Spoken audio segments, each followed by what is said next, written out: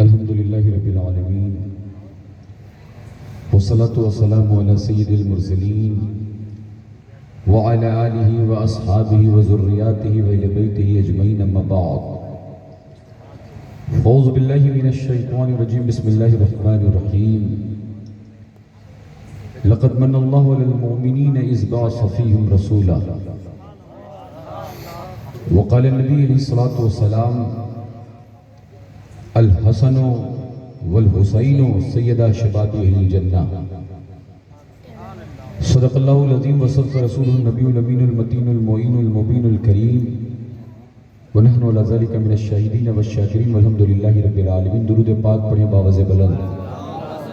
اللہم صلی علی سیدنا مولانا محمد وبارک وسلم صلی اللہ علیہ وسلم علیک یا رسول اللہ یا حبیب اللہ یا نبی اللہ صلی اللہ علیہ وسلم۔ عزیزان ملت اسلامیہ، ماشاءاللہ ہمارے امام صاحب بڑی محبتوں کے ساتھ نظامت بھی کر رہے تھے اور اپنی محبتوں اور عقیدتوں کا نذرانہ بھی پیش کر رہے تھے، اور ان سے پیشتر شاعر علیہ سنت علی جناب فیروز حشمتی صاحب نے بڑے اچھے انداز میں نعت پاک بھی پڑھی، منقبت شریف بھی پڑھی، اور آپ بڑی محبتوں کے ساتھ سن رہے تھے۔ پروردگار عالم آپ سب کی محبتوں کو قبول فرمائے۔ اور ماشاءاللہ ممبر پاک پر کافی دنوں کے بعد جب ملاقات ہوتی ہے تو بہت سارے چہرے ایسے ہوتے ہیں جو ہمارے لیے نئے ہوتے ہیں، اور شاید ہم بھی ان کے لیے نئے ہوا کرتے ہیں، مگر ایک بات یاد رکھیں کہ اسلام بڑا پاکیزہ مذہب ہے، بڑا خوبصورت مذہب ہے۔ آپ تھکے تو نہیں ہیں؟ کیونکہ شاید یہ 5واں دن ہے، میں رات میں سویا نہیں، تو اگر آپ تھکے ہوں تو بتا دیں، اس لیے کہ دن میں آپ جلوس میں رہے ہوں گے، دن بھر گشت کیا ہے، محنت کی ہے، تو ظاہر سی بات ہے جسم ہے، تو اگر تھکان محسوس ہو رہی ہے تو آپ بتا دیں، پھر سلام بھی پڑھا جا سکتا ہے، کوئی ایسا تو نہیں کہ زبردستی آپ کو باندھ کر لایا گیا ہے۔ یہ نبی پاک صلی اللہ علیہ وسلم کی میلاد پاک کی محفل پاک ہے، اور یاد رکھیں حضور نبی پاک صلی اللہ علیہ وسلم کی میلاد کی برکت قبلہ میں کیا بیان کروں، جو مانتے ہیں انہیں بھی صدقہ ملتا ہے، جو نہیں مانتے انہیں بھی خیرات ملتا ہے۔ ہم آپ تو ماننے والے ہیں۔ تو میں یہ سوچ رہا تھا کہ شاعر کہتا ہے کیا محبتوں کے ساتھ عشق مصطفیٰ میں، عقیدتوں کے ساتھ شاعر نے قلم توڑ کر رکھ دیا۔ وہ کہتے ہیں کہ ذکر مدینہ جب کبھی لب پر نکل پڑے۔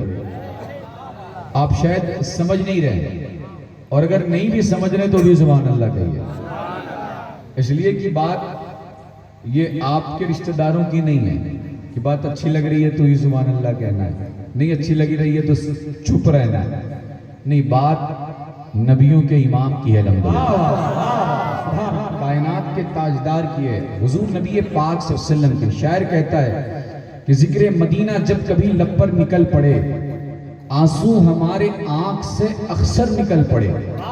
اور تاریخ کے حوالے سے یہ شعر بھی بطور خاص آپ سماعت فرمائیں کہ شجر و حجر سب ان کی رسالت پہ ہیں گواہ، شجر و حجر سب ان کی رسالت پہ ہیں گواہ، اور بو جہل کے خلاف تو کنکر نکل پڑے، بو جہل کے خلاف تو کنکر نکل پڑے، اور بٹنے لگا جو صدقے میلاد مصطفیٰ، بٹنے لگا جو صدقے میلاد مصطفیٰ، تو بھیک لینے سارے سکندر نکل پڑے، تو بھیک لینے سارے سکندر نکل پڑے۔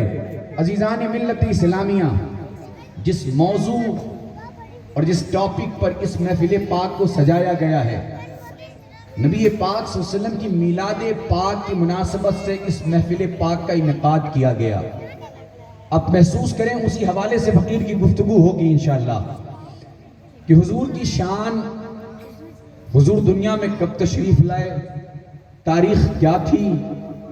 عزیزان ملت اسلامیہ، تاریخ میں اختلاف ہے، بعض کہتے ہیں کہ نبی پاک صلی اللہ علیہ وسلم 7 تاریخ کو دنیا میں تشریف لائے، 7 ربیع النور کو، بعض کہتے ہیں 9 تاریخ کو، بعض کہتے ہیں 12 کو، بعض کہتے ہیں 17 کو، اور کچھ نے تو یہ کہا صاحب 19 تاریخ کو۔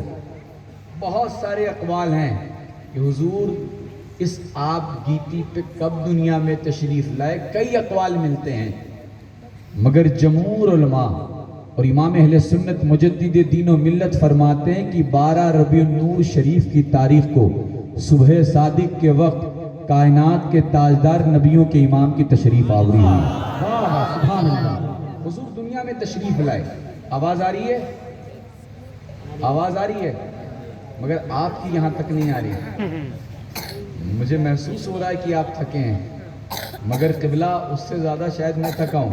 اگر آپ ایسے خاموشی سے سنیں گے تو پھر بات وہی ہوگی نا کہ ایک شہر میں جانا ہوا تو باپ اپنے بیٹے سے پوچھ رہا تھا بیٹے کہاں چلے گئے تھے، دوپہر کا وقت تھا، تو بیٹا مسکرا کر جواب دیتا ہے والد صاحب نماز پڑھنے گئے تھے۔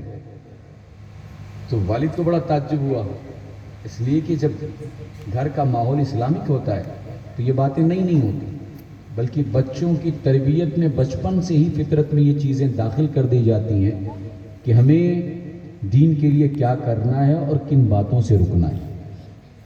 بیٹے نے کہا نماز پڑھنے گئے تھے، تو والد نے پوچھا، اس لیے کہ اگر معاملہ ہمیشہ کا ہوتا تو سوال ہی نہیں کرتے، بھائی ہمیشہ نماز پڑھنے جا رہا تھا تو آج نئی بات کیا ہے؟ تو والد نے پوچھا بیٹے آج کس چیز کی نماز، کس وقت کی نماز، کہے کی نماز؟ تو کہنے لگا ابا حضور میں جمعے کی نماز پڑھنے گیا تھا۔ کس کی نماز پڑھنے گیا تھا؟ جمعے کی نماز پڑھنا گیا تھا۔ تو والد نے کہا کہ آج تو جمعرات کا دن ہے، جمعرات کا دن ہے اور جمعے کی نماز آپ پڑھنے کیسے چلے گئے؟ تو کہا اس لیے چلے گئے کہ جمعے کے دن جب امام صاحب تقریر کرتے ہیں تو بھیڑ بہت زیادہ ہو جاتی ہے، رش بہت بڑھ جاتا ہے، اسی لیے آج ہم جمعرات کے دن ہی نماز پڑھ کر چلے آئے۔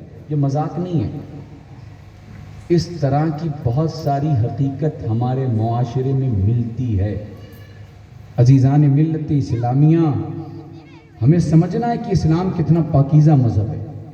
آج لوگ ایک جماعت یہ دعویٰ کرتی ہے کہ نبی پاک صلی اللہ علیہ وسلم کی میلاد کی محفل کا انعقاد کیوں کیا جاتا ہے؟ حضور 12 ربیع النور شریف کی تاریخ میں دنیا میں تشریف لائے اور اسی تاریخ میں دنیا سے رخصت ہوئے ہیں، تو پھر خوشی کس بات کی؟ جب دنیا میں اسی تاریخ میں آئے اور دنیا سے اسی تاریخ کو رخصت ہوئے تو جشن کس بات کا؟ ارے آپ کو تو غم منانا چاہیے، اس لیے کہ حضور اسی تاریخ میں دنیا سے رخصت ہوئے ہیں۔ عزیزان ملت اسلامیہ، غم وہ منائیں جو محمد رسول اللہ کو مردہ سمجھتے ہوں، حضور کی زندگی کے قائل نہ ہو۔ نبیوں کے امام نے آج سے 1450 سال پہلے کم و بیش اعلان کر دیا تھا، آواز صحیح کریے، آواز کھینچ بھی رہا ہے اور آواز برابر کام بھی نہیں کری۔ نبیوں کے امام نے آج سے 1450 سال پہلے اعلان کیا تھا، حضور ارشاد فرماتے ہیں ان اللہ حرم علی الارض ان تاکل اجساد الانبیاء، کہ اللہ نے زمینوں پر حرام کر دیا ہے کہ وہ نبیوں کے جسموں کو کھا سکے۔ ارے جب زمین نبی کے جسم کو نہیں کھا سکتی تو نبیوں کے امام کے جسم کو کہاں سے کھا سکتی ہے؟ نعرہ تکبیر، نعرہ رسالت، مسلک اعلی حضرت، جشن عید میلاد النبی، جشن عید میلاد النبی، نعرہ تکبیر۔ صحیح کریے، یہ کہ ابھی اور بھی بہت سارے جلسے ہیں۔ آپ لوگ، میں اکثر کہتا ہوں کہ جلسوں میں جب دعوت دیا کریں تو میں ہمیشہ کوشش کیا کریں کہ صحیح ہو۔ آپ کھانا بہت اچھا نہیں کھلائیں گے تو چل جائے گا، اس لیے کہ ہو سکتا ہے کسی دوسرے کے گھر دعوت مل جائے، مگر اگر میک اچھا نہیں ہوگا تو پھر آپ کی توجہات ہوتی ہیں، آپ بڑی جستجو کے ساتھ خطاب سننے آتے ہیں اور سامنے والے کے لیے پریشانی بڑھ جاتی ہے۔ عزیزان ملت اسلامیہ، اسی لیے امام اہل سنت نے کہا جب رسول ہاشمی کی زندگی اور حیات کی بات آئی تو اعلیٰ حضرت پکار اٹھے بریلی سے، لوگوں جو رسول اللہ کی حیات کے قائل نہیں ہیں اسے امام اہل سنت کے یہ اشعار سنا دیے جائیں، اعلیٰ حضرت فرماتے ہیں وہ جو نہ تھے تو کچھ نہ تھا، وہ جو نہ ہو تو کچھ نہ ہو، ارے جان ہے وہ جہان کی، جان ہے تو جہان ہے۔ سبحان اللہ سبحان اللہ، واہ بے شک۔ مطلب یہ ہے کہ اگر آج دنیا چل رہی ہے، آج ستارے نکل رہے ہیں، سورج طلوع ہو رہا ہے، چاند اپنی نورانی کرنیں زمین پر بکھیر رہا ہے، تو یہ اس بات کی دلیل ہے کہ محمد رسول اللہ زندہ ہے۔ واہ سبحان اللہ، بے شک حق ہے۔ کی حیات طیبہ کی روشن دلیل ہے۔ اور عزیزان ملت اسلامیہ، حضور نبی پاک صلی اللہ علیہ وسلم کی شان تو بہت اعلیٰ ہے، صحابہ کی زندگی تو بہت بلند اور بالا ہے، اولیاء اور ابدال اور اغواس ان کی حیات تو بہت اعلیٰ ہے، یہ بڑے اونچے لوگ ہیں قبلہ۔ ارے جب رسول ہاشمی کے عام امتی کی شان یہ ہے کہ مرنے کے بعد الحمدللہ وہ بھی زندہ ہوتا ہے۔ اور میں دلیل دے دوں، حضور نبی پاک صلی اللہ علیہ وسلم کی شان تو بہت اعلیٰ ہے، آپ کو سمجھاتا چلوں تاکہ بات آپ کے دل و دماغ کے قریب ہوتی رہے۔ قبرستان دیکھا ہے آپ نے؟ بولو بھیا، قبرستان کا نام سنتے ہی ڈر جاتے ہیں، سب گھبرا جاتے ہیں۔ قبرستان جایا کریں، نبی پاک صلی اللہ علیہ وسلم نے اس کی تلقین فرمائی ہے، اس لیے کہ جب قبرستان جائیں گے تو پھر موت کا خیال آئے گا، پھر مکاری کرنا، جھوٹ بولنا، فریب کرنا، دنیا کمانا آپ کم کریں گے، اور آخرت کی یاد آئے گی تو وہ کام کریں گے جس سے اللہ اور اس کے رسول راضی ہو جائیں۔ عزیزان ملت اسلامیہ، اب حیات حضور کی تو بہت اعلیٰ ہے، اصحاب کی تو بہت بالا ہے، اولیاء کی زندگی کی شان، ان کی شان بہت بلند ہے۔ عام مومنوں کی حیات کا عالم یہ ہے کہ نبیوں کے امام ارشاد فرماتے ہیں کہ جب قبرستان سے گزرا کرو تو سلام کر لیا کرو۔ کیا کیا کرو؟ سلام کر لیا کرو۔ ابھی اسٹیج پہ میں بیٹھا ہوں، پیچھے آواز آ رہی ہے اور نہیں بھی آ رہی، مجھے نہیں پتا پیچھے کون ہے، تو کیا شرعاً مجھے اس بات کے لیے حکم دیا جائے گا کہ میں سلام کروں؟ مجھے پتا نہیں ہے پیچھے کوئی ہے، نہیں، اگر علم نہیں ہے تو اجازت نہیں ہے، حکم اس طرح کا نہیں ملتا۔ مگر قبرستان سے گزر رہے ہیں تو حکم یہ ہے کہ جب قبرستان سے گزرا کریں تو سلام کر لیا کریں۔ سلام کیا کرنا ہے؟ السلام علیکم یا اہل القبور، کیا کرنا ہے؟ یہ سلام کرنا ہے۔ حضور نبی پاک صلی اللہ علیہ وسلم اس کی تلقین فرما رہے ہیں کہ جب قبرستان سے گزرا کرو تو سلام کر لیا کرو۔ کیا مطلب؟ قبرستان میں جو مردے موجود ہیں صاحب، حضور فرماتے ہیں کہ قبرستان سے گزرو تو سلام کر لیا کرو۔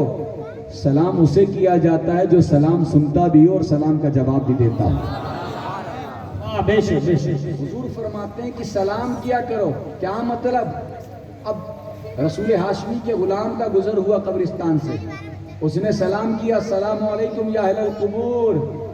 اب قبرستان میں جتنے مردے تھے سب نے اس رسول ہاشمی کے غلام کا سلام سنا، اور صرف سنا ہی نہیں، سلام کا جواب بھی دے دیا۔ حدیث پاک میں تو یہاں تک ملتا ہے کہ مردے قبرستان کے قریب سے گزرنے والے کے چلنے کی آواز تک سن لیتے ہیں۔ جوتوں کی جو آواز ہے نا، جو چلنے کی قدم کی جو آواز ہوتی ہے وہ تک سن لیتے ہیں۔ عزیزان ملت اسلامیہ، آقا کریم نے حکم کو کسی قید کے ساتھ مقید نہیں فرمایا کہ قبرستان میں اگر اللہ کا ولی ہو تو ہی سلام کرنا، غوث ہو تو ہی سلام کرنا، قطب ہو تو ہی سلام کرنا، ابدال ہو تو ہی سلام کرنا، اللہ کا برگزیدہ بندہ ہو تو ہی سلام کرنا۔ نہیں نہیں، حضور نے حکم عام فرما دیا، گنہگار ہو تو بھی سلام کر لینا، سیاکار ہو تو بھی سلام کر لینا، بدکار ہو تو بھی سلام کر لینا، ریاکار ہو تو بھی سلام کر لینا، عیار ہو تو بھی سلام کر لینا، مکار ہو تو بھی سلام کر لینا۔ کیا مطلب؟ اب اس قبرستان میں آرام کرنے والے مردوں میں کوئی کچھ مردے ایسے ہیں جنہیں دنیا سے رخصت ہوئے 10 20 50 سال نہیں، 100 200 سال نہیں، 300 سال نہیں، 400 سال نہیں، ہزاروں سال کا وقت گزر گیا، منو مٹی کے نیچے دبے ہوئے ہیں، مصطفیٰ کا غلام گزرا، اس نے سلام کیا، مردے نے سلام سنا بھی اور سلام کا جواب بھی دیا۔ ارے جب مصطفیٰ کے غلام گنہگار امتی کے سننے کا عالم یہ ہے تو نبیوں کے امام کے سننے کا عالم کیا ہوگا؟ نعرہ تکبیر، نعرہ رسالت، جشن عید میلاد النبی، جشن عید میلاد النبی، اولاد غوث اعظم، نعرہ تکبیر، نعرہ رسالت، واہ واہ سبحان اللہ۔ عزیزان ملت اسلامیہ، کیا مطلب؟ مطلب صاف ہے کہ موت کا غم وہ منائیں جو مردہ سمجھتے ہوں۔ اسی لیے تو اعلیٰ حضرت فرماتے تو زندہ ہے واللہ، تو زندہ ہے واللہ، میری چشم عالم سے چھپ جانے والے۔ الحمدللہ ہم اہل سنت کا عقیدہ یہ ہے کہ رسول ہاشمی زندہ ہیں اور گنبد خضرا سے اپنے غلاموں کو دیکھ بھی رہے ہیں اور سن بھی رہے ہیں۔ اب حضور نبی پاک صلی اللہ علیہ وسلم کی ولادت کے حوالے سے چند باتیں کر کے، اس لیے کہ آپ کا محل بھی اس لائق نہیں کہ بہت دیر تک خطاب کیا جائے، ورنہ پتہ چلے کہ آواز کے ساتھ ساتھ کچھ اور نہ نکل جائے۔ عزیزان ملت اسلامیہ، نبی پاک صلی اللہ علیہ وسلم جب تشریف لائے تو آقا کریم صلی اللہ علیہ وسلم کی ولادت کے جو واقعات ملتے ہیں، اکثر روایتیں حضرت شفا جو حضرت عبد الرحمن ابن عوف کی والدہ ہیں، اکثر مرویات آپ ہی سے ملتی ہیں۔ حضرت آمینہ فرماتی کہ جب نبی پاک صلی اللہ علیہ وسلم میرے شکم مبارک پہ تشریف لے آئے تو کیا شان ہے حضور کی، حضور شکم مبارک میں ہیں آمینہ کے۔ حضرت آمینہ فرماتی ہیں کہ مجھے کسی طرح کی کوئی تکلیف، کوئی درد اور کسی طرح کی کوئی پریشانی کا احساس نہیں ہوا۔ جس طرح میں عام دنوں میں کام کرتی تھی، عام دنوں میں سب کچھ کر لیا کرتی تھی، اسی طرح جب حضور میرے شکم مبارک میں تشریف لے آئے سارے کام میں کر رہی ہوں، مجھے کسی چیز کا کوئی احساس نہیں ہے۔ فرماتی جب میں حجرے میں جاتی تھی چراغ جلتا رہتا تھا، میں اکثر چراغ کو بجھا دیتی تھی، پھر کیا دیکھتی تھی کہ اچانک میرے شکم سے ایک نور نکلتا تھا جس نور کی روشنی سے سارا کمرہ منور ہو جاتا تھا۔ اور یہی نہیں بلکہ آپ فرماتی ہیں کہ اکثر ایسا ہوتا کہ میں سو رہی ہوں، اچانک کوئی آتا تھا میرے کندھے کو ہلاتا تھا، اب جب اس نے کندھا ہلایا تو میں گھبرا کے اٹھ گئی، تو میں نے کیا دیکھا کہ ایک بڑا حسین و جمیل چہرے والا کوئی کھڑا ہے، میں اس سے پوچھ رہی ہوں کہ تم کون ہیں، تو وہ جواب دیتا تھا کہ میں فرشتہ ہوں، اے آمینہ تمہیں مبارک ہو، اس لیے کہ تمہارے شکم میں کوئی معمولی ذات نہیں، کائنات کے تاجدار کی تشریف آوری ہونے والی۔ اور آگے فرماتی ہیں حضرت آمینہ اس طرح مسلسل فرشتے آتے رہے اور مبارکباد کا سلسلہ دیتے رہے۔ اب جب ولادت کا وقت قریب آیا تو حضرت شفا فرماتی ہیں کہ حضور نبی پاک صلی اللہ علیہ وسلم کے دادا حضرت عبد المطلب تشریف لائے، اور آپ نے جب یہ حالات دیکھے تو آپ نے حضرت آمینہ سے فرمایا کہ آمینہ پریشان نہ ہو، گھبراؤ نہیں، اللہ سارا معاملہ خیریت کے ساتھ فرمائے گا۔ اور آپ نکل گئے خانہ کعبہ کی طرف، اللہ کے گھر کی طرف، اللہ کے حضور دعا کے لیے۔ اب آپ اللہ کے حضور دعا کے لیے نکلے ہیں، حضرت آمینہ اپنے حجرے اپنے گھر میں موجود ہیں، حضرت شفا جو دائی کے فرائض انجام دے رہی تھی فرماتی ہیں حضور کی ولادت کا وقت قریب آیا، ان قریب نبی پاک صلی اللہ علیہ وسلم تشریف لے آئے، اور جب حضور تشریف لائے تو ایسا نور، ایسی روشنی، ایسا اجالا ظاہر ہوا کہ جس روشنی کے صدقے ہم نے شام کے محلات تک دیکھ لیے۔ یہ کون کہہ رہا؟ حضرت شفا، حضرت آمینہ فرماتی ہیں کہ صرف شام کے محلات نہیں بلکہ ان محلات کے قریب جو اونٹ بندھے تھے اور ان اونٹوں کی نکیلوں میں جو رسیاں بندھی تھیں، رسول اللہ کی ولادت کی برکت سے اس نور کی روشنی میں ہم نے اونٹوں کی رسیاں تک دیکھ لی۔ کہاں مکہ، کہاں شام؟ عزیزان ملت اسلامیہ، حضرت آمینہ نبیہ نہیں ہیں، نبی کی ماں ہیں، ارے جب نبی پاک صلی اللہ علیہ وسلم کے نور کی برکت سے اللہ نے آمینہ کی آنکھوں میں وہ طاقت اور وہ قوت دے دی کہ مکے میں بیٹھ کر شام کے محلات دیکھ لے، جب آمینہ کی نگاہوں کے دیکھنے کا عالم یہ ہے تو گنبد خضرا میں آرام فرمانے والے مدینے والے آقا کی نگاہوں کے دیکھنے کا عالم کیا ہوگا؟ سبحان اللہ، واہ واہ واہ، بے شک شفا فرماتی ہیں کہ جب حضور تشریف لائے تو میں نے دیکھا کہ حضور سجدے کی حالت میں ہے۔ کس حالت میں ہے؟ حضور دنیا میں تشریف لائے تو سجدے کی حالت میں۔ آج ہم عاقل بھی ہیں، بالغ بھی ہیں، نماز فرض بھی ہے، مسلمان بھی ہے، مگر بڑے افسوس کے ساتھ کہنا پڑتا ہے بہت سارے لوگ ایسے ہیں جو جمعے میں نظر آتے ہیں۔ آپ کے لیے میں کوئی نیا نہیں ہوں، پہلی بار نہیں آیا ہوں، کئی سال سے آ رہا ہوں، سب پتہ ہے مجھے، میں بھی سب دیکھ رہا ہوں۔ کچھ تو ایسے ہیں جو سال بھر بعد عید اور بقرعید کے موقع پر مسجد میں پہنچتے ہیں، اور ہمارے یہاں سنیوں کا معاملہ یہ ہے قبلہ کہ جو لوگ ہفتے میں مسجد پہنچتے ہیں وہ سب سے زیادہ دھکا دیتے ہیں پہلی صف میں بیٹھنے کے لیے کہ لوگ پہچان لیں کہ الحمدللہ وہ سمجھانا چاہ رہے ہیں۔ ہم نہیں کہتے، وہ کہتے ہیں کہ آپ پہچان لیں آج ہم بھی نماز پڑھنے آئے۔ یہ حال ہے۔ اور صاحب یاد رکھیں یہ زندگی چند دنوں کی ہے، دنیا میں کوئی ہمیشہ رہنے کے لیے نہیں آیا۔ ہماری ساری محنت دنیا کمانے کی ہوتی ہے۔ ہم اپنی بات کر رہے ہیں اس لیے کہ اگر کسی شخص متعین کی بات کی جائے گی تو شاید بات بری لگ جائے گی، عوام کی بات میں کر رہا ہوں۔ ہم اپنی بات کرتے ہیں، ہماری ساری جد و جہد مال دولت پیسہ اولاد کے لیے گھر کاروبار بزنس تجارت اس چیز میں ہم ساری محنت کرتے ہیں جہاں ہمیں ہمیشہ نہیں رہنا ہے۔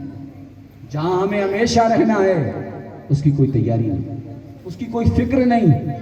یاد رکھے مسلمانوں، اللہ کا بے پناہ فضل ہے کہ رسول ہاشمی کی عطائیں تمہارے ساتھ ہیں، ورنہ تمہارے اور ہمارے جو اعمال ہیں خدا کی عزت کی قسم ہمارے لیے زمینیں تنگ کر دی جائیں ہم آگے نہ چل سکیں، مگر یہ مصطفیٰ جان رحمت کی رحمت کا سایہ جو ہمارے سروں پر قائم اور دائم ہے، یہ اسی کا فیضان ہے کہ ہم کچھ نہیں کر رہے پھر بھی بڑی آسانیوں کے ساتھ زندگی سکون سے گزار لیتے ہیں۔ فخر نہیں کرنا چاہیے، اس پہ افسوس کر کے اور صحیح معنوں میں نبی پاک صلی اللہ علیہ وسلم کے بتائے ہوئے طریقے پر زندگی گزارنے کی کوشش کرنا چاہیے۔ عزیزان ملت اسلامیہ، جب حضور نبی پاک صلی اللہ علیہ وسلم تشریف لائے دنیا میں، حضرت شفا فرماتی ہیں کہ میں نے دیکھا حضور سجدے کی حالت میں ہیں، میں نے آپ کو اپنی آغوش میں اٹھایا تو کیا دیکھتے ہیں کہ سجدے کی حالت میں نبی پاک صلی اللہ علیہ وسلم کے لب مبارک ہل رہے ہیں، زبان مبارک میں جنبش ہے، آواز آ رہی ہے۔ آپ فرماتی ہیں مجھ سے رہا نہیں گیا، میں نے حضور کو اٹھا لیا اور اٹھا کر حضور کے لب مبارک کو اپنے کانوں کے قریب کیا، حضور کے لب مبارک کو اپنے کانوں کے قریب کیا۔ فرماتی ہیں جب کانوں کے قریب کیا تو آواز آ رہی تھی، میں نے جب غور سے سننے کی کوشش کی تو آواز یہ تھی کہ حضور فرما رہے تھے رب حبلی امتی، رب حبلی امتی۔ آج ایک جماعت ہے جو یہ کہتی ہے کہ معاذ اللہ حضور کو 40 سال بعد نبوت ملی۔ عزیزان ملت اسلامیہ، حضور پیدا ہوئے اور فرما رہے رب حبلی امتی، کیا مطلب؟ تاکہ دنیا جان جائے اعلان نبوت 40 سال میں کیا یہ الگ بات ہے، میں اس وقت نبی تھا جب اللہ نے میرے نور کو دنیا میں پیدا فرمایا۔ اسی لیے حضور فرماتے اول ما خلق اللہ نوری، سب سے پہلے اللہ نے میرے نور کو پیدا فرمایا۔ عزیزان ملت اسلامیہ، اور ولادت کے حوالے سے بہت سارے واقعات ہیں، میں صرف 2-3 باتیں کر کے اپنے خطاب کو آگے بڑھاتا ہوں۔ حضرت شفا فرماتی ہیں کہ ہم نے دیکھا کہ حضور کے لب مبارک ہل رہے تھے، آواز آ رہی تھی رب حبلی امتی کی، اور یہی نہیں بلکہ حضرت آمینہ فرماتی ہیں آج کچھ لوگ یہ دلیل مانگتے ہیں یہ جھنڈے کیوں لگاتے ہیں، یہ ناجائز ہے، یہ حرام ہے، یہ بدعت ہے۔ آؤ حضور کی والدہ سے حضرت آمینہ سے پوچھتے، فرماتی ہیں جب محمد رسول اللہ تشریف لائے تو میں نے دیکھا 3 جھنڈے نصب کیے ہوئے تھے، فرماتی ایک جھنڈا خانہ کعبہ کی چھت پر، ایک مشرق کی جانب، ایک مغرب کی جانب، بعض روایتوں میں 4 ملتے ہیں، ایک بیت المقدس پر۔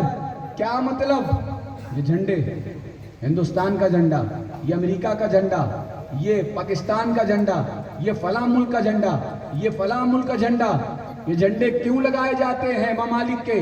تاکہ دنیا جان جائے یہ جھنڈا بتا رہا ہے کہ اس ملک میں اس جھنڈے والے کی حکومت ہے۔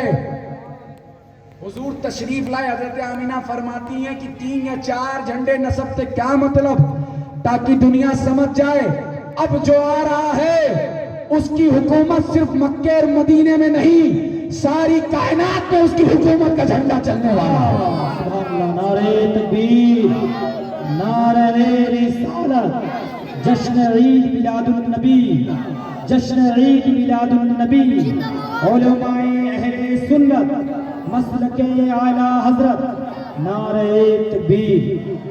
حضرت شفا فرماتی ہیں اب ظاہر سی بات ہے جب بچہ پیدا ہوتا ہے تو ختنے کی ایک رسم ہے، ایک ناف کاٹنے کی رسم ہے، غسل دینے کی رسم ہے، مگر جب حضور تشریف لائے تو نبی پاک صلی اللہ علیہ وسلم مختون تھے، ناف بریدہ تھے، مگر آپ کے دل میں یہ خیال آیا کہ لاؤ حضور کو غسل دے دیں، نہلا دیں۔ جیسی ارادہ فرما کر بچے کی طرف ہاتھ بڑھانے کی کوشش کرتی ہیں، آواز آتی ہے، اے شفا محمد کو نہلانے کی کوشش نہ کریں، غسل دینے کی کوشش نہ کریں، اس لیے کہ ہم نے اس بچے کو ناف بریدہ بھیجا ہے، مختون بھیجا ہے، غسل کیا جا چکا ہے، یہ بچہ طیب و طاہر ہے، اسے غسل دینے کی ضرورت نہیں ہے، اس لیے کہ اللہ کی رحمت کو یہ گوارا نہیں ہے کہ کوئی مصطفیٰ جان رحمت کو غسل دے اور کل یہ دعویٰ کرے کہ ہم نے نبی کو غسل دیا، اس لیے ہمارا احسان محمد رسول اللہ پر ہے۔ اللہ کی طرف سے دنیا کو یہ میسج دیا جا رہا ہے، یہ پیغام دیا جا رہا ہے کہ ساری کائنات پر محمد رسول اللہ کا احسان ہے، محمد پر کسی کا احسان نہیں ہے۔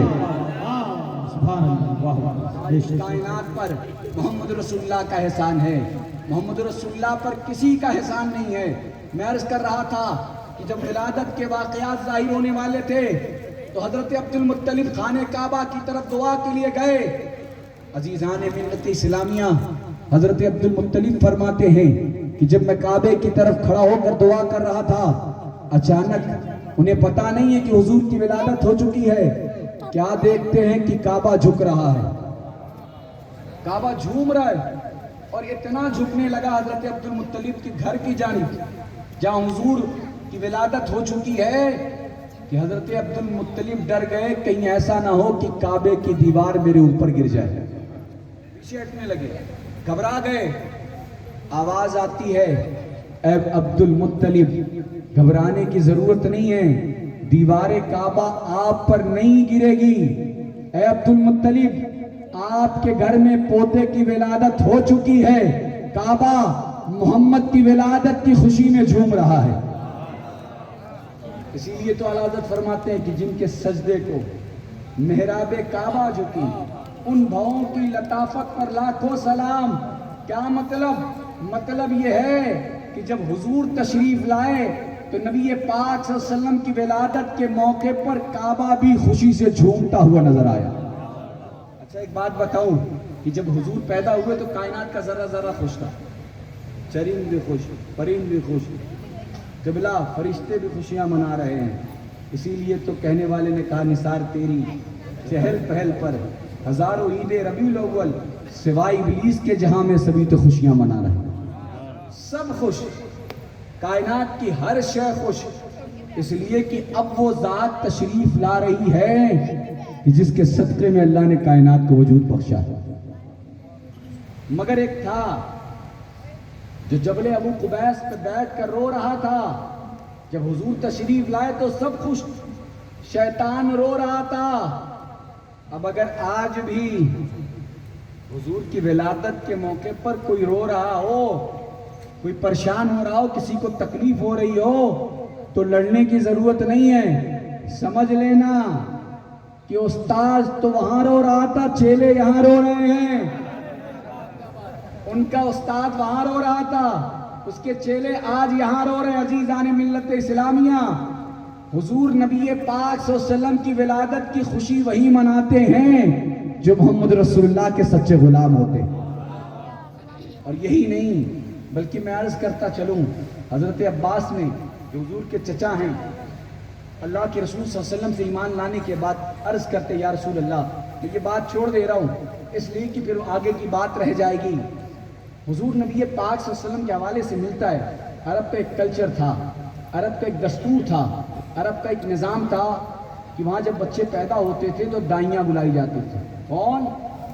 دائی، جو بچوں کو دودھ پلایا کرتے تھے. اچھا یہ عرب کا ماحول تھا، دائیاں اس لیے بلائی جاتی تھیں، اس عمل کو لوگ اچھا سمجھتے تھے، پسند کرتے تھے، محبوب سمجھتے تھے. جب حضور نبی پاک صلی اللہ علیہ وسلم کی ولادت ہوئی تو حضور کی ولادت کی برکت کے صدقہ طفیل بہت سارے گھروں میں بچے پیدا ہوئے، بیٹے پیدا ہوئے، بہت ساری دائیاں آئیں. حضرت حلیمہ سعدیہ کے حالات جو تاریخ میں آپ کی سیرت کے حوالے سے ملتا ہے بہت اچھے نہیں تھے. اب جس سواری پر سوار ہو کر تشریف لائی تھی مکہ شریف، وہ سواری بڑی کمزور، بڑی ناتما تھی، اور آپ اسی امید میں آئی تھی کہ کوئی بچہ مجھے مل جائے گا، میں اس کا خیال رکھوں گی. اس لیے کہ جو دائیاں خیال رکھتی تھیں انہیں مال و دولت سے نوازا جاتا تھا. آپ جب تشریف لائیں، آپ جس سواری پر تھیں وہ سواری بڑی کمزور تھی، آپ کی سواری پیچھے رہ گئی، ساری دائیاں آگے بڑھ گئیں اور وہ لوگوں کے گھروں میں جا کر بچوں کو لے کر واپس پلٹنے لگیں. حلیمہ سعدیہ جس گھر میں جاتی تھی پتہ چلتا تھا کہ کوئی دوسری دائی اس گھر سے بچہ لے جا چکی. مایوس، خالی ہاتھ. اب انہیں یہ محسوس ہونے لگا کہ کہیں ایسا نہ ہو کہ مجھے خالی ہاتھ لوٹنا پڑے. جس گھر میں آپ پہنچتی تھی پتہ چلتا تھا کوئی دوسری دائی آئی اور وہ بچہ لے جا چکی. خیر، اسی حالت میں انہوں نے اپنے قدم آگے بڑھائے تو ان کی ملاقات ان کی ایک سہیلی سے ہوئی. ان کی سہیلی نے دیکھا کہ حضرت حلیمہ سعدیہ کے چہرے سے کچھ پریشانی اور کچھ گھبرائی ہوئی کیفیت نظر آ رہی. پوچھا کیا بات ہے؟ فرمایا کہ میں جس گھر میں جا رہی ہوں مجھے کوئی بچہ نہیں مل رہا، پہلے جو دائیاں آئی تھیں وہ سارے بچوں کو لے جا چکی ہیں. تو ان کی سہیلی نے کہا اے حلیمہ پریشان نہ ہو، عرب کے سردار عبد المطلب کے گھر میں پوتا پیدا ہوا ہے، تم ان کے گھر چلی جاؤ، ان کے بچے کو لے لو، تمہیں مایوس ہونے کی ضرورت نہیں ہے، وہاں پر بچہ موجود ہے. اب حضرت حلیمہ سعدیہ فرماتی ہیں کہ بڑی امید کے ساتھ ابھی تک جن جن گھروں میں جاتی تھی مایوس ہو کر لوٹتی تھی، اب امید بڑھ گئی، میرے قدم آگے بڑھے. میں جیسے ہی عبد المطلب کے گھر پہنچی، فرماتی ہیں میری نظر جیسے ہی اس بچے پر پڑی میں نے دیکھا، اور تاریخ میں ملتا ہے کہ حضرت حلیمہ سعدیہ فرماتی ہیں خدا کی عزت کی قسم میں نے بہت سارے بچے دیکھے ہیں، بہت ساری دائیوں کے پاس بچے دیکھے ہیں، مگر آج تک مجھے محمد الرسول اللہ جیسا حسین اور جمیل بچہ نظر نہیں آیا.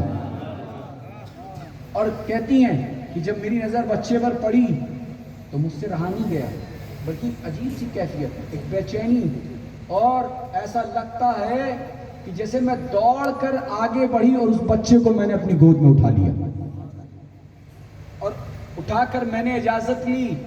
آپ نے تاریخ میں سنا کہ حضرت حلیمہ سعدیہ کی سواری بڑی کمزور تھی، اونٹنی بڑی کمزور، بڑی لاغر تھی، سب سے پیچھے رہ گئی. ان کی ساری سہیلیاں آگے جا چکی تھیں، مگر جیسے ہی حلیمہ سعدیہ نے حضور کو اپنی آغوش میں لیا، اجازت لی، واپس پلٹی، اونٹنی پر سوار ہوئی، تو اب نقشہ بدل گیا، اب کیفیت بدل گئی، اب حالات تبدیل ہو گئے. جیسی حضور آغوش میں آئے، اونٹنی پر بیٹھی، کیا معاملہ ہوا؟ تاریخ میں ملتا ہے کہ اونٹنی کی رفتار اتنی زیادہ ہو گئی، اتنی تیز ہو گئی کہ ان کی جو سہیلیاں بہت پہلے جا چکی تھی، اونٹنی اتنی تیز دوڑنے لگی کہ سب کی سواری پیچھے ہو گئی، حلیمہ سعدیہ کی سواری آگے نکل گئی. سبحان اللہ، بے شک حق ہے، سبحان اللہ. سعدیہ کی سواری آگے نکل گئی. ان کی سہیلیوں نے دیکھا، اس لیے کہ عورتوں میں کمپٹیشن کل بھی تھا آج بھی ہے، کوئی نئی بات نہیں ہے. اور اسلام نے ہر کمپٹیشن سے منع نہیں کیا. علم کا کمپٹیشن ہو, عبادت کا کمپٹیشن ہو, ان سارے مقابلے کی تلقین تو اسلام کرتا ہے. کوئی شخص اگر دن میں 3 پارے پڑھ رہا ہے, آپ کمپٹیشن کریں گے مجھے 5 پارے پڑھنا ہے, تو اسلام اس کے لیے نہیں روکتا. ہاشمی ایسے عمل پر تو خوش ہوتے ہیں. اس طرح کا مقابلہ ہونا چاہیے. مگر ہمارے یہاں کیا ہوتا ہے, صاحب وہ 8 لاکھ کی گاڑی لایا ہے تو مجھے تو 15 لاکھ کی لانا ہے, چاہے کسی کا گلا کاٹ کر لانا پڑے, چاہے جیب کاٹ کر لانا پڑے. ہم 3 چیزوں میں مقابلہ کرتے ہیں. قبلہ یاد رکھیں, اللہ نے دنیا میں بھیجا ہے تو تمہاری ضرورتیں بھی پروردگار عالم پورا فرمائے گا. اللہ کی ذات پر بھروسہ رکھیں. رسول ہاشمی کے غلام ہو, تمہیں دولت کے پیچھے دوڑنے کی ضرورت نہیں ہے. مصطفیٰ کا کرم ہوگا, دولت تمہارے قدموں کے پیچھے چلتی ہوئی نظر آئے گی انشاءاللہ. حضور کے بتائے ہوئے طریقے پر زندگی گزارنے کی کوشش تو کریں. عزیزان ملت اسلامیہ, اب حضرت حلیمہ سعدیہ کی سہیلی جو اور دوسری دائیاں تھیں, انہوں نے پوچھا, حلیمہ کیا بات ہے, ٹھہر جاؤ, کیا تم نے سواری بدل دی, کیا تم نے سواری چینج کر دی, اتنی رفتار تمہاری سواری میں کہاں سے آ گئی, تمہاری سواری بڑی کمزور بڑی ناتواں تھی, تم تو سب سے پیچھے رہ جاتی تھی, کیا معاملہ ہے کہ بڑی تیزی کے ساتھ تم آگے بڑھ رہی ہو. تو حضرت حلیمہ سعدیہ فرماتی کہ میں نے سواری نہیں بدلی, مگر ہاں الحمدللہ سوار بڑا عالی شان مل چکا ہے. واہ واہ واہ سبحان اللہ, واہ واہ. سوار کے آنے کی برکت ہے. اور عزیزان ملت اسلامیہ, تاریخ میں ملتا ہے کہ حضرت حلیمہ سعدیہ جب مکی کی طرف نکلی تھی تو جن راستوں سے گزر آپ کا ہو رہا تھا, تاریخ میں ملتا ہے کہ سارے راستوں کا عالم یہ تھا کہ ہر طرف ایسا لگتا تھا کہ سوکھا ہو, ہر طرف خشکی, کہیں کوئی سبزہ کوئی ہریالی نظر نہیں آ رہی. مگر جب حضرت حلیمہ سعدیہ حضور کو لے کر اپنی آغوش میں ان راستوں سے گزرتی ہیں جہاں سوکھا تھا, تو جیسے ہی جیسے نبی پاک صلی اللہ علیہ وسلم کا گزر ہوتا ہے سبزہ اگتا چلا آتا ہے, ہریالی نظر آنے لگتی ہے. حلیمہ سعدیہ اپنے گھر پہنچی. عزیزان ملت اسلامیہ, تو جس گھر میں حضور جلوہ فروز ہو گئے اس گھر میں نور و نکہت کی بارش ہونے لگی. ایسا لگتا تھا کہ نور آ رہا ہے, ہر وقت نور اس گھر پر پرکٹ ہو رہا ہے, اتر رہا ہے. حضرت حلیمہ سعدیہ کی سہیلیوں نے جب یہ منظر دیکھا کہ ہر وقت حلیمہ کے گھر میں اجالا, ہر وقت روشنی, ہر وقت نور, ہر وقت لائٹ, تو سہیلیاں حضرت حلیمہ سعدیہ کے گھر تشریف لے آئیں اور کہنے لگی, حلیمہ اتنا مال کہاں سے آ گیا, اتنا پیسہ, اتنا سرمایہ, اتنا خزانہ, اتنی دولت کہاں سے آ گئی کہ ہم سب اپنا چراغ بجھا دیتے ہیں کہ کہیں مال ختم نہ ہو. سب کا چراغ بجھ جاتا ہے مگر تمہارا چراغ نہیں بجھتا, آخر معاملہ کیا ہے. ہر وقت تمہارے گھر میں روشنی نظر آ رہی, ہر وقت اجالا نظر آ رہا ہے, ہر وقت نور نظر آ رہا ہے. تو حضرت حلیمہ سعدیہ فرماتی ہیں کہ کیسا چراغ, کیسی روشنی, کیسا نور, میں نے کسی طرح کا کوئی چراغ نہیں جلایا. خدا کی عزت کی قسم, جب سے محمد رسول اللہ میرے گھر میں تشریف لائے ہیں مجھے چراغ جلانے کی ضرورت ہی نہیں پڑی. عزیزان ملت اسلامیہ, یہ شان ہے حضور کی. عزیزان محترم, آپ اس بات کو محسوس کریں اور سمجھیں اور دلوں پر نقش کر لیں کہ نبی پاک صلی اللہ علیہ وسلم کی ذات وہ ذات ہے کہ حضور نبی پاک صلی اللہ علیہ وسلم نے اعلان نبوت نہیں فرمایا, مگر نبی پاک صلی اللہ علیہ وسلم کی برکت سارے مکے والوں کو نظر آنے لگی. آخری بات کہہ کے میں اپنے خطاب کو مکمل کرتا ہوں کہ اسلام میں کتنے مہینے ہیں, اسلامک کیلنڈر کے مطابق کتنے مہینے ہیں ہمارے. ہمارا تو ایسا لگ رہا ہے کہ آپ کے چہروں پہ بچ چکے ہیں. کتنے مہینے ہیں یہاں نہیں بولتے آپ. 18. یہ دیکھیے, یہ امریکہ سے تحقیق کر کے آ رہے ہیں. 18 مہینے. یہاں جلسوں میں آپ نہیں بولتے, گھر میں بولتے ہیں نمک زیادہ ہو گیا ہے, تیل زیادہ ہو گیا ہے. پھر اتنا ماحول خراب ہوتا ہے کہ پڑوس والوں کو بھی پتہ چل جاتا ہے. بات زیادہ بڑھ جاتی ہے تو امام صاحب تک شکایت آتی ہے، حضرت گھر کا ماحول صحیح نہیں چلا، دعا فرما دیجیے۔ گھر میں بولیں گے زیادہ، پڑوس والوں کو پتہ چل جائے گا، ماحول خراب ہو جائے گا، نقصان پہنچے گا۔ مگر رسول اللہ کی میلاد کی محفل میں بولیں گے تو شاید آپ کا یہ عمل آپ کے لیے ذریعہ نجات بھی بن سکتا ہے۔ جہاں بولنا چاہیے وہاں بولا کریے، جہاں خاموش رہنا چاہیے وہاں خاموش رہا کریے۔ کتنے مہینے ہیں؟ بولو۔ اتنا ڈر کے آپ بول رہے ہیں کہ ایسا لگ رہا ہے کہ نکاح نہ ٹوٹ جائے۔ 12 مہینے اسلامک کیلنڈر، محرم، سفر، ربیع النور، ربیع الثانی، جمادی الاولیٰ، جمادی الاخریٰ، اسی طرح رجب، شعبان، ذوالقعدہ، ذوالحجہ۔ عزیزان ملت اسلامی کتنے مہینے ہیں؟ 12۔ How many months in Islam؟ تو آپ بتائیں گے 12 months، 12 مہینے۔ اچھا، ان سارے مہینوں میں جس مہینے کا ذکر سرات کے ساتھ قرآن میں ملتا ہے وہ مہینہ کون سا ہے؟ جب آپ کو 12 کا نہیں پتا تو پھر یہ کہاں سے پتا چلے گا؟ اس مہینے کا ذکر قرآن میں سرات کے ساتھ، وہ مہینہ ہے رمضان کا۔ کون سا مہینہ؟ رمضان۔ اللہ پاک قرآن مجید میں ارشاد فرماتا ہے شہر رمضان الذی انزل فیہ القرآن۔ رمضان کا مہینہ وہ مہینہ ہے جس میں قرآن اترا ہے۔ پھر بولو سبحان اللہ۔ کون سا مہینہ جس میں قرآن اترا ہے؟ رمضان۔ اکثر ایسا ہوتا ہے کہ اگر کوئی رمضان میں پیدا ہو تو ماں باپ رمضان نام رکھ دیتے ہیں۔ اور کیا نام ہے؟ رمضان۔ کیوں رکھا گیا؟ حضرت رمضان میں پیدا ہوا تھا اس لیے ابا نے رمضان رکھ دیا۔ عید کے دن پیدا ہوا، کیا نام ہے؟ عیدو۔ کس نے رکھا؟ عید کے دن پیدا ہوئے تو گھر والوں نے عیدو رکھ دیا، بقرعیدو رکھ دیا۔ یہ ایک ٹرینڈ چل رہا ہے ہندوستان میں، اسی لیے بزرگوں نے کہا نام بزرگوں کے نام پہ رکھے گئے، اللہ والوں کے نام پر رکھے گئے، اس لیے کہ نام کا اثر شخصیت پر ہوتا ہے۔ ماں فاطمہ ہوتی ہے تو بیٹا حسن حسین جیسا پیدا ہوتا ہے، ماں آمینہ ہوتی ہے تو بیٹا محمد رسول اللہ جیسا ہوتا ہے۔ عزیزان ملت اسلامیہ، سر وہ سمجھانے کے لیے بات میں نے ضمن عرض کر دی۔ اسلام میں 12 مہینے، سارے وقت، ساری ساتھ، سارا سال، سارا دن اللہ کا بنایا ہوا۔ رمضان کا مہینہ وہ مہینہ ہے جس میں قرآن اترا ہے۔ سارے مہینے، محرم اللہ کا مہینہ، سفر اللہ کا مہینہ، رمضان، ذوالقعدہ، ذوالحجہ، سارے مہینے اللہ کے۔ مگر جب ہم قرآن سے پوچھتے ہیں قرآن تو بتا کہ قرآن کب اترا ہے، تو قرآن کہتا ہے شہر رمضان الذی انزل فیہ القرآن۔ رمضان کا مہینہ اس لیے برکت والا ہے کہ رمضان کے مہینے میں قرآن اترا ہے۔ جیسے ہی دنیا نے یہ جانا، یہ پہچانا، ہمیں ذہن مل گیا کہ رمضان کے مہینے میں قرآن اترا ہے، مگر 12 ربیع النور کا مہینہ وہ مہینہ ہے جس میں قرآن نہیں صاحب قرآن اترا ہے، نبیوں کے امام کی تشریف آوری ہوئی۔ سبحان اللہ، نعرہ تکبیر، نعرہ رسالت، جشن عید میلاد النبی، جشن عید میلاد النبی، آمد مصطفیٰ، آمد مصطفیٰ، نعرہ تکبیر، نعرہ رسالت۔ عزیزان ملت اسلامیہ، بات سمجھ میں آ گئی، بات صاف ہو گئی اور کانسیپٹ کلیئر ہو گیا۔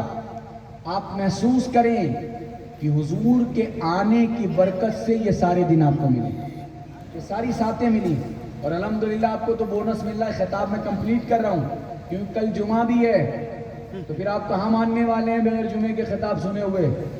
کل بھی تقریر کرنی ہے، بس حضرت عباس کی وہ روایت نقل کر کے میں خطاب مکمل کرتا ہوں کہ جب حضرت عباس ایمان لائے تو اللہ کے رسول صلی اللہ علیہ وسلم کی بارگاہ میں حاضر ہوئے، عرض کیا یا رسول اللہ، جب آپ چھوٹے تھے تو میں نے جو منظر دیکھا ہے وہ بڑا سہانا منظر تھا۔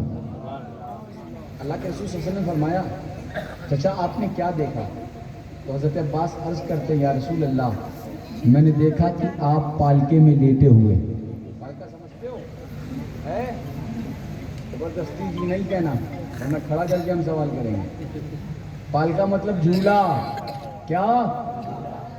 جھولے میں نبی پاک صلی اللہ علیہ وسلم لیٹے۔ حضرت عباس فرماتے ہیں کہ میں نے دیکھا حضور جھولے میں لیٹے ہوئے ہیں اور نبی پاک صلی اللہ علیہ وسلم کی شہادت کی انگلی حضور اٹھائے ہوئے آسمان کی طرف دیکھ رہے ہیں،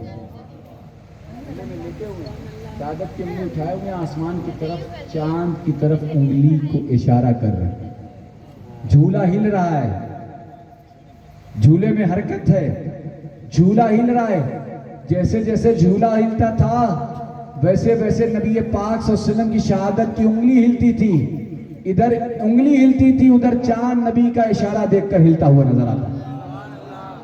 جیسے ہی اس منظر پر اعلیٰ حضرت کی نظر پڑی، پکار اٹھے، چاند جھک جاتا جدھر، انگلی اٹھاتے مہد میں، کیا ہی چلتا تھا اشاروں پر کھلونا نور کا، تیری نسل پاک میں ہے بچہ بچہ نور کا، تو ہے نے نور تیرا سب گھرانہ نور۔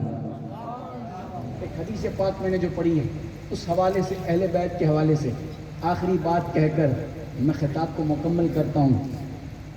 سادات کی قدر کریں، رسول اللہ کی اولاد سے محبت کریں، وہ کہیں کے ہوں۔ ایسا نہیں کہ روزہ شریف سے آئیں تبھی محبت کی جائے گی، میرارہ سے آئیں گے تبھی محبت کی جائے گی۔ آپ کی بستی میں بھی کوئی آل رسول ہو تو اس سے بھی محبت کیا کریں۔ ایک کانسیپٹ بڑی تیزی کے ساتھ ملک ہندوستان میں پھیلایا جا رہا ہے کہ رسول اللہ کی اولاد سے محبت کرنے کا جو طریقہ اہل سنت والجماعت میں ہے اس طریقوں کو اپنائیں، اس لیے کہ آپ صافہ، امامہ، دستار، افتاء کا کورس اور امامت کا منصب دیکھ کر کسی سے انسپائر مت ہوئیے۔ کتنے بڑے عالم صاحب ہیں، کتنے بڑے مفکر صاحب ہیں، یہ دیکھ کر اس کے پیچھے مت چلا کریے، یہ دیکھا کریے کہ رسول اللہ کا غلام ہے کہ نہیں، آل رسول سے محبت کرتا ہے کہ نہیں۔ اور یاد رکھیں سادات کا جب معاملہ آتا ہے نا قبلہ، امام اہل سنت نے جو نظریہ دیا، فرماتے ہیں رسول اللہ کی اولاد اگر گنہگار بھی ہو تو بھی اس کی تعظیم کی جائے گی، سادات میں اگر کچھ کمی بھی ہو تو بھی ان سے محبت کی جائے گی۔ کب تک محبت کی جائے، کب تک تعظیم کی جائے، کب تک ریسپیکٹ کیا جائے؟ جب تک کہ بدعقیدہ نہ ہو جائے۔ اگر یہ یقین ہو گیا کہ بدعقیدہ ہیں، تعظیم ختم۔ لیکن اگر بدعقیدہ نہیں ہیں، گنہگار بھی ہیں تو بھی محبت کی جائے گی۔ یہی درس امام اہل سنت نے اپنی پوری زندگی میں دیا۔ اور قبلہ ہم نعرہ تو لگاتے ہیں اعلیٰ حضرت کا، مسلک اعلیٰ حضرت کی بات کرتے ہیں، مگر تعلیم اعلیٰ حضرت کے بارے میں جانتے ہی نہیں۔ اعلیٰ حضرت مجدد دین و ملت، آپ کی شان یہ ہے کہ جب آپ سے پوچھا گیا کہ لوگ آپ کے بارے میں طرح طرح کی باتیں کرتے ہیں، لوگ آپ کو گالیاں دیتے ہیں، آپ کو برا بھلا کہتے ہیں، آپ کو نہ جانے کیا کیسے کیسے الزام لگاتے ہیں، آپ پریشان نہیں ہوتے، آپ بے چین نہیں ہوتے، آپ گھبراتے نہیں، آپ فکر مند نہیں ہوتے؟ تو امام اہل سنت فرماتے نہیں نہیں، اور پھر پکارتے ہیں میں اس لیے فکر نہیں کرتا کہ کیسے آقاؤں کا بندہ ہوں رضا، بول بالے میری سرکاروں کے، میں غوث اعظم کے در کا سب ہوں، میں غریب نواز سے محبت کرنے والا ہوں، میں رسول اللہ کی اولاد پر اپنا سب کچھ قربان کرنے والا ہوں۔ قبلہ امام اہل سنت کیا 5 بیٹیاں ہوئیں؟ کتنی بیٹیاں؟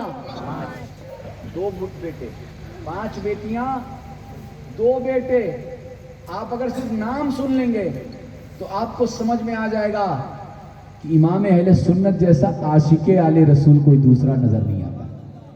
5 بیٹیاں، بیٹے حامد رضا، مصطفیٰ رضا، یہ بیٹوں کے نام رکھے اعلیٰ حضرت نے، مگر بیٹیوں کے نام، پہلی بیٹی مصطفی بیگم، کیا نام؟ مصطفی بیگم۔ دوسری بیٹی کا نام کنیز حسن، تیسری بیٹی اللہ نے دی تو نام رکھا کنیز حسین، اللہ نے چوتھی بیٹی دی تو نام رکھا کنیز حسنین، 5ویں بیٹی اللہ نے دی تو نام رکھا مرتضائی بیگم۔ 5 بیٹیاں ہوئیں اور ذہن دے دیا امام اہل سنت نے کہ دنیا تو کل بھی پنجتن کے در سے بھیک مل رہی تھی، آج بھی مل رہی ہے، قیامت تک ملتی رہے گی۔